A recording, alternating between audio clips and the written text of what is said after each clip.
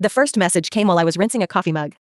The person at work had written something about the rule everyone had been pretending was neutral, and I honestly thought I had missed a joke. I read it twice, put my phone down, then picked it back up because the wording was just weird enough to stay in my head. By lunch, people in the workplace had turned it into this little funny thing I was supposed to be relaxed about. I laughed once because everyone else laughed. Then I went back to my apartment and felt annoyed with myself for laughing. I tried normal explanations first. Maybe the person at work was awkward. Maybe I had connected two things that did not belong together. Maybe I was tired and being touchy. I wanted the harmless version to be true because it meant I did not have to start a building argument over something that sounded stupid out loud. The problem was the rule everyone had been pretending was neutral. Every time I tried to explain it away, that detail sat there like a thumbtack on the floor.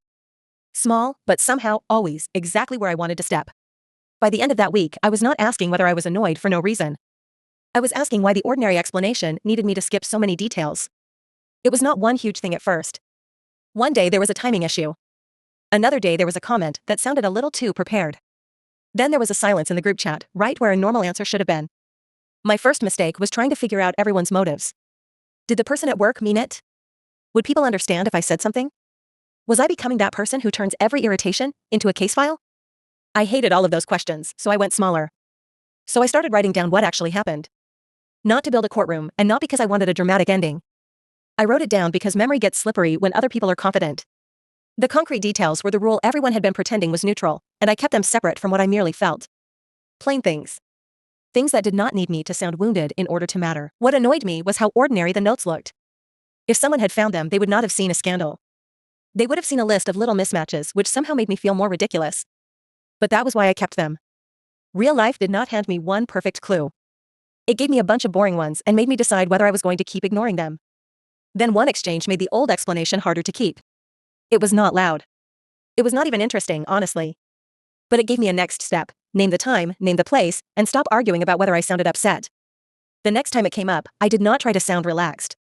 I was tired of performing normal over something that was not normal. I asked one direct question. The wording changed depending on the conversation, but the point was simple: explain this without making me ignore what happened before it. People did not like that question. It gave them less room to pat my shoulder and move on. The person at work did not explode. That would have been easier.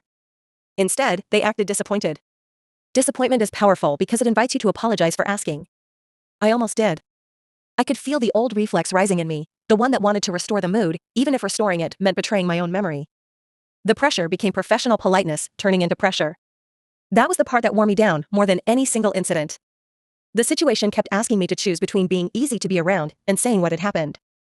That is when the rule started applying to the person who had been hiding behind it. The problem stopped being an awkward situation and became a test of what everyone in the workplace was willing to keep, pretending not to know. The actual moment was awkward and badly lit. Someone had brought grocery bags and left them by their chair. A phone kept buzzing on the table. I remember those things better than whatever brave line I thought I might say. I started with the part nobody could argue with. No speech. No dramatic printout. Just the detail, the time, and the message that made the simplest version harder to keep. For a few seconds, nothing happened. That was the worst part. I looked at the person at work, then at the table, then at a water ring someone had left on the wood. Nobody wanted to be first to say anything. Then people started checking the order of things instead of checking my face. Not completely. Real life is stingy like that. But enough changed that the old explanation had to drag too much behind it. I left the office knowing the next few days would be messier than the conversation itself. I had imagined feeling final about it. Mostly I felt hungry and shaky and irritated that I had forgotten my keys on the table. The next week was weird. Some people acted like they had always known something was off.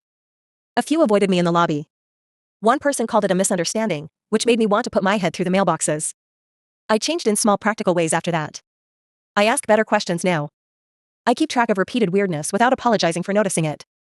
I do not mistake a calm voice for an honest one anymore. I did feel relieved. I also felt embarrassed, tired, and weirdly disappointed. Getting my version back did not make me feel powerful. It mostly made me realize how long I had been trying to be pleasant about something that was costing me sleep. Still, I am glad I did not keep shrinking the truth until it fit inside other people's patience. That is what I had been doing. I had been making it smaller so nobody had to rearrange themselves around it. The problem with doing that for too long is that eventually you become the smallest thing in your own life. Life afterward looked annoyingly normal. Groceries, messages, laundry, the same elevator noise. Some evenings I still wondered if I had made too much of it.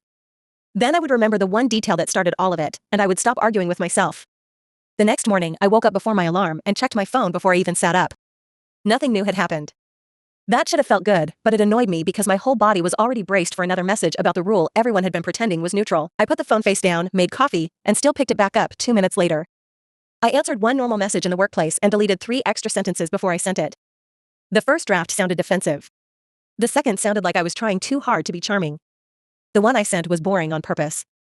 It had the time, the detail, and one question. I hated how much effort it took to sound simple. The person at work replied with a little joke first. That was the move that kept working on everyone else. Make the strange part funny enough, and people stop asking about the part that is actually bothering you. I almost let it work on me too. I typed ha, erased it, and left the question there. One person messaged me privately after that and said they had noticed the same weirdness. They did not want to say it in the main chat. I understood, but I was irritated anyway. Private agreement is comforting for about 5 minutes. Then you realize you are still the only one willing to be awkward where everyone can see it. I started keeping the notes in the least dramatic place possible, the back of an old notebook I used for grocery lists. Milk, trash bags, laundry detergent, then 3 lines about the rule everyone had been pretending was neutral. It looked ridiculous on the page. That helped weirdly. Ridiculous things can still be real. There was one afternoon when I almost apologized just to make the day easier. I had the message open. I even wrote, maybe I misunderstood. Then I looked at the earlier messages again and felt my face get hot because I had not misunderstood. I was just tired. After that, I stopped explaining the whole situation to new people. I learned to give them one scene at a time. Here's what was said. Here is what happened next. Here is the part one cannot explain away. People reacted better to that because they did not have to decide whether I was right about everything. They only had to look at one thing. In the office, I could tell who had already chosen the easiest side. They did not say much. They looked at their phones. They made the same small face people make when they want a conversation to end without having to take a position. I used to read that face as a warning to stop. This time, I kept going. I was not calm the whole time. My voice caught once. I lost my place once. I said the wrong date and corrected myself. That correction mattered to me because it was the kind of tiny mistake people sometimes use to dismiss the entire point. So I fixed it out loud and kept talking.